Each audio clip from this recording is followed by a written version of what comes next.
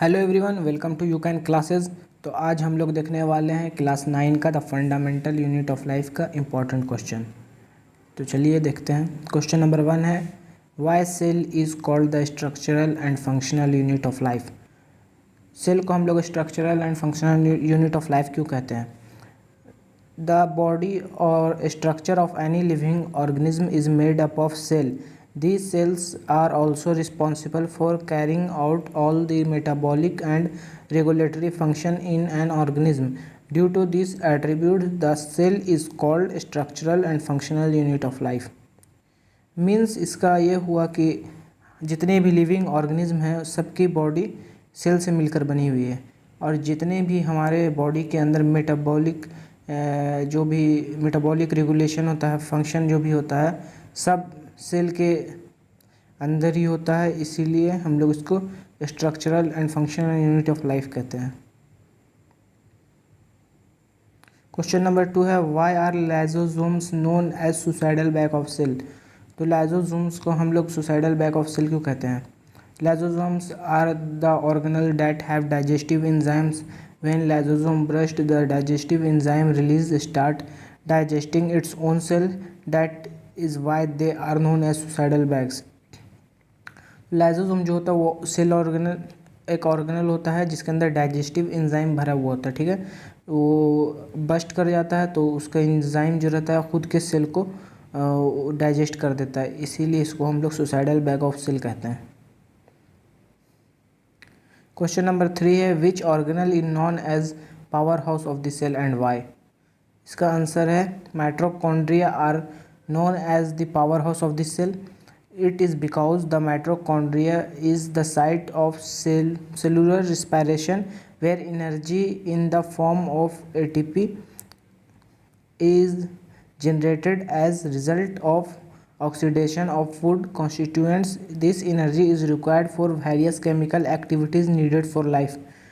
Mitochondria को हम लोग power house of the cell कहते हैं क्योंकि माइटोकॉन्ड्रिया सेलुलर रिस्पायरेशन वहाँ होता है, वहीं एनर्जी, बॉडी का एनर्जी वहीं बनता है, इसीलिए हम लोग उसको power house of the cell कहते हैं।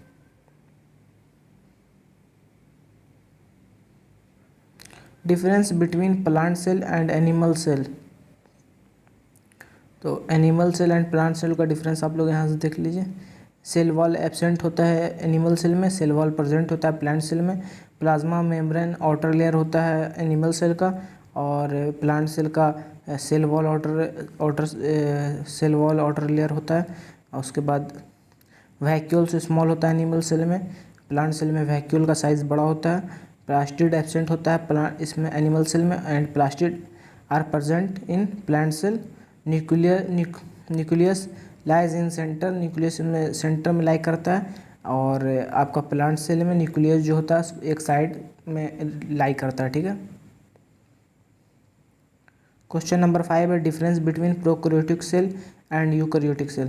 Prokaryotic cell and eukaryotic cell के बीच का डिफरेंस देखना है आपको।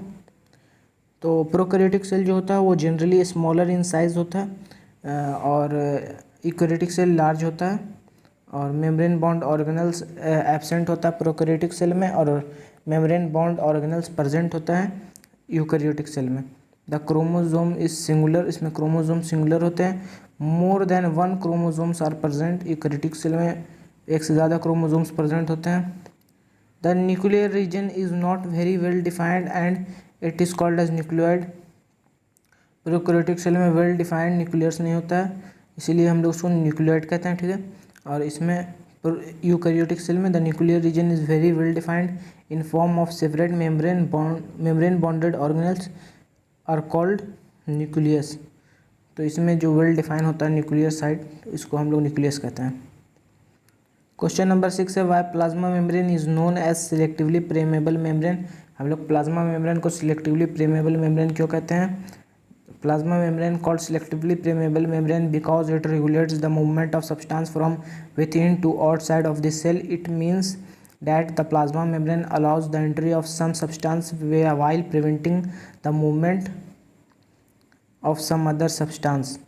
तो प्लाज्मा मेम्ब्रेन जो होता है वो सिलेक्टिवली परमेबल इसलिए होता है क्योंकि वो कुछ सब्सटेंस को अपने अदर साइड जाने देता है और कुछ सब्सटेंस को वो प्रिवेंट करता है मूवमेंट से, तो इसीलिए हम लोग इसको सिलेक्टिवली परमेएबल मूवमेंट कहते हैं। Name 2 cell organelles that contain their own genetic material.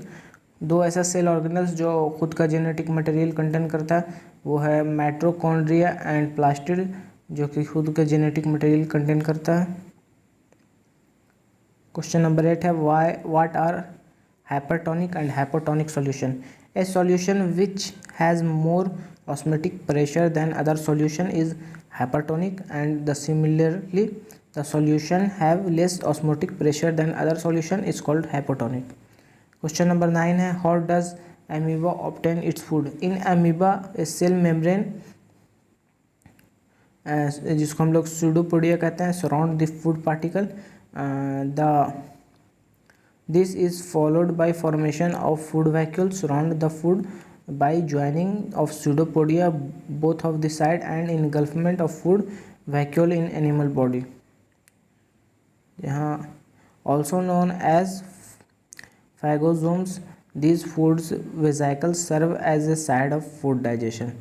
तो आप लोग यहाँ देख सकते हैं एमीबा का, एमीबा फूड पार्टिकल यहाँ पर आया, उसने सूडोपोडिया किया, सूडोपोडिया करके अपने अंदर फूड पार्टिकल्स को इनगल्फ कर लिया, ठीक है। उसके बाद यहाँ डाइजेस्ट कर रहा है। How do substance like CO2 in water move in and out of the cell? The substance like CO2 and water moves in and out of the cell through process called diffusion from the region of concentrated region to low concentrated one when the concentration of carbon dioxide and water is higher in external environment than that inside the cell. CO2 and water move inside the cell when concentration outside the cell is low but it's high inside cell, they moves outward. तो basically इसमें diffusion के process से आपका CO2 and water in and out होता है। अगर concentration जिधर ज़्यादा रहता है उसकी तरफ से, जहाँ लो कंसंट्रेशन रहता है उस तरफ मूव करता है, और जैसे कि बाहर कंसंट्रेशन CO2 का ज़्यादा है और अंदर कम है सेल के, तो वो बाहर से अंदर मूव करेगा। अगर अंदर ज़्यादा है बाहर कम है तो बाहर से अंदर आएगा, ठीक है। तो आज के लिए बस इतना ही, थैंक यू। अगर आपको ये वीडियो अच्छा लगा तो इसको लाइक कर दीजिए, शेयर कीजिए और इस चैनल को सब्सक्राइब कीजिए।